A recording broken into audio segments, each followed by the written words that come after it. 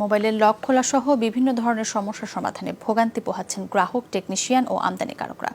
আইনশৃঙ্খলা বাহিনীর কঠোর নিষেধাজ্ঞার কারণে সফটওয়্যার সমস্যা সারাতে পারছেন না অনেকেই। অপরাধ দমনেই এই অবস্থান বলে জানানো হয়েছে। অবশ্য বিশেষজ্ঞরা বলছেন সমস্যার সমাধান সম্ভব ডেটাবেজ তৈরি ও রেজিস্ট্রেশনের মাধ্যমে। রিয়াজ রায়হানের রিপোর্ট। মোবাইল পাঠাচ্ছি সাউথ আফ্রিকা থেকে, এখন লক খুলতে পারতেছি না। অথচ আমার সেটটা কিন্তু আমার দেখেন, আমি লকটা ভুলে গেছি, আমার ছবি দেওয়া, কিন্তু আমার লকটাকে খুলতেছে না। সমস্যার শুরু মাসখানেক আগে।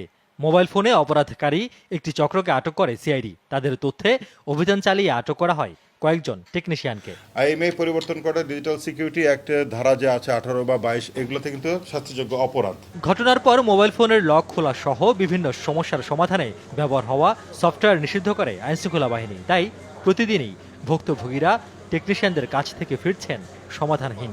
গ্রাহক আসছে যাদের সফটওয়্যার ডিভাইসগুলো দরকার, সেই ডিভাইসগুলো দিতে পারতেছি না। এগুলো সবাই তো এখানে লিগেলভাবে কাজ করে। হ্যাঁ, কিছু দেখা গেলে 100 জনের মধ্যে 5 জন আনলিগেলভাবে কাজ করে। ভয় পাচ্ছি যে কাজটা যে করবো, কে কখন এসে আমাদেরকে ধরে নিয়ে যায়। আমরা তো অন্যায় কোনো কাজ করি না। ডিজিটাল নিরাপত্তা আইনে বলা হয়, যদি কেউ ইচ্ছাকৃত বা বেআইনিভাবে অন্যের ইলেকট্রনিক ডিভাইসে প্রবেশ করে তাহলে সেটি অপরাধ হিসেবে গণ্য। আমদানিকারকরা জানান, সরকারি নিয়ম মেনে ডিভাইসগুলো দেশে আনেন তারা। আমি মনে করি যেহেতু আমি ইম্পোর্ট করে আনতেছি, সেক্ষেত্রে এটা বৈধ হইতে পারে। আর আরেকটা বিষয়, যেহেতু গভর্নমেন্ট নিজের সংস্থাকেই এটার দায়িত্ব দিছে এটা দিয়ে কাজ করার জন্য, তাহলে এই প্রোডাক্টটা তো অবৈধ হতে পারে না। কারিগরি শিক্ষা বোর্ডের সিলেবাসেও মোবাইল সারানো নিয়ে আলাদা অধ্যায় আছে।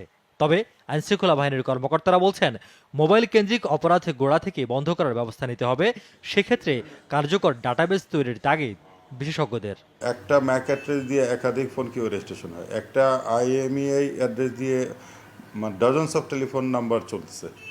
তো এই যে ভাঙা বেড়া যদি আপনি বন্ধ করতে না পারেন, এবং এটা কিন্তু ডেফিনেটলি ল এনফোর্সিং এজেন্সি বলেন বা কম্পিউটার কাউন্সিল বা মন্ত্রণালয়, এটা কারো পক্ষেই সম্ভব না আনলে যদি টেলকো অপারেটররা যদি এটাকে ড্রাস্টিক্যালি যদি এটা শক্ত হাতে দমন না করে।